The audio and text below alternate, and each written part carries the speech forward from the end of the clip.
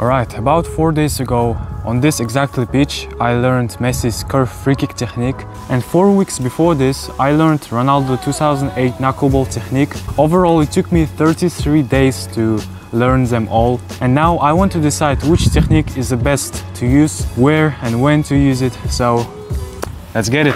Right, let's talk about a knuckleball. During these 17 days of learning Ronaldo knuckleball, first thing I really liked the most in this technique that I was generating a decent power at every shot. It is especially very effective when you are far from the goal, like 25 or 30 meters. Instead of hitting just a regular straight shot, you can turn this ball to a dead ball, as Ronaldo used to do in Manchester United back of the time. Alright, and what's about curve technique? It took me 16 days to learn Messi's style. And I can definitely say that it was much harder to generate the power compared to a knuckleball, because with the spin on the ball, it produces less power. But if you train more than just 16 days and be consistent, you can learn how to combine them, curve and power. For example, Messi trained nearly every day practicing free kicks to make them curvy, powerful and accurate at the same time.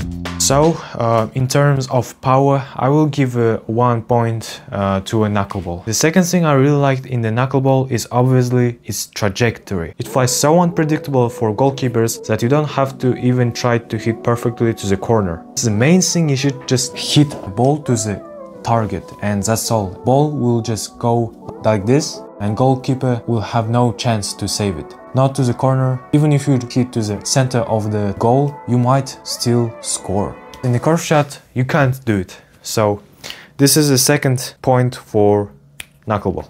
Now let's talk about curve technique. Even if I'm not very consistent in curve free kicks, but I can 100% say that if you master this technique, you will be unstoppable. Players like Ward-Prowse, Ronaldinho, Messi, they all have most free kick goals and they all use this technique. And the first reason why they use this technique is because it is very easy to aim. In a knuckleball, we have power and less accuracy. In the curve, we have a lot accuracy but less power.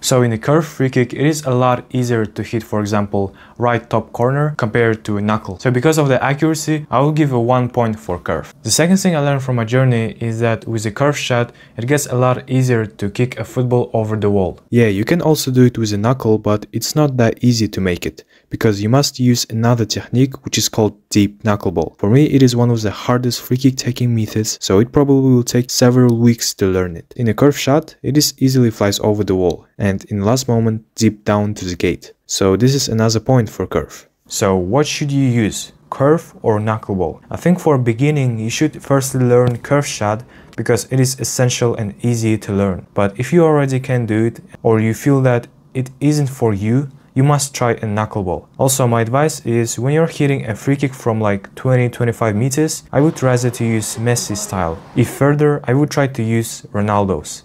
Okay, these are my thoughts about curve vs knuckleball free kick taking techniques. Just share it with my thoughts about it after my learnings. Hope I will help someone. Thank you for watching. I'll see you next time.